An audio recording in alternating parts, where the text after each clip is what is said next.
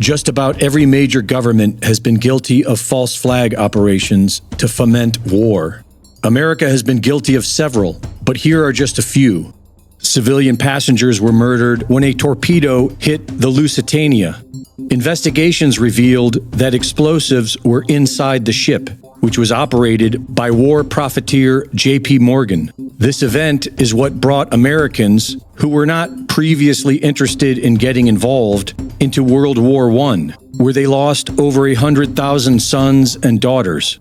They were also not interested in getting involved in World War II, but after breaking Japanese encryption codes, the U.S. government knew of their plans to attack Pearl Harbor.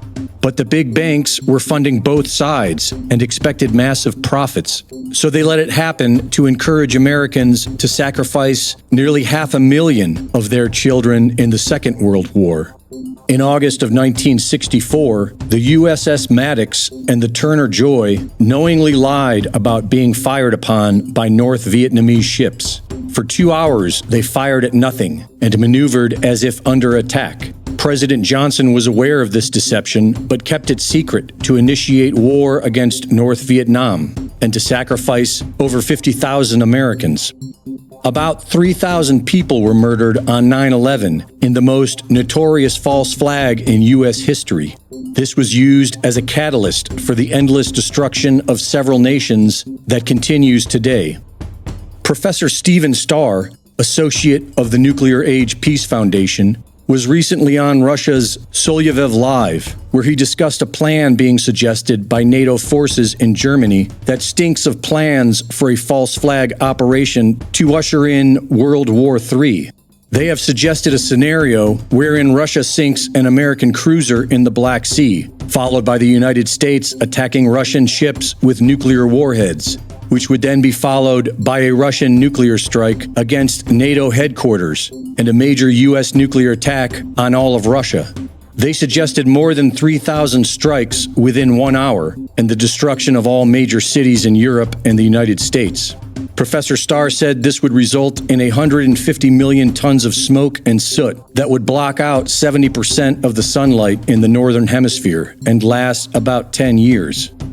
It's important to note that it's been NATO forces alone who have been provoking war with Russia for decades, surrounding their border with missile systems and bioweapons labs, and overthrowing Ukraine with CIA color revolutions. The facts show that Russia has been given no choice but to defend themselves against deceptive Western aggression. The anti-human globalist forces that hold a firm grip on America are clearly trying to destroy it from within. If they wanted America to win a world war, then they would not be murdering U.S. troops with the deadly COVID shots, and they would not be manipulating them to castrate themselves under the guise of transgenderism. The globalists want the United States to be plundered and destroyed, but they need a scapegoat to blame it on, and they've clearly chosen Russia for that role. During the American Revolution, Catherine the Great of Russia unofficially supported the colonies by trading with them. Russian ships began delivering hemp, sail linen, and iron to American ports as early as 1763. During the War of 1812, Russia attempted to join as a third-party mediator in support of American independence. In 1863, Russia sent military fleets to New York and San Francisco to put pressure on the British and fight them if necessary. They patrolled the American shores for 10 months. This Russian support of a sovereign America is undoubtedly what led to the Bolshevik Revolution of 1917, when the country fell into communist rule for 69 years. Today, Russia has asked for peace, but the evil powers that want endless war cannot survive unity between the East and the West.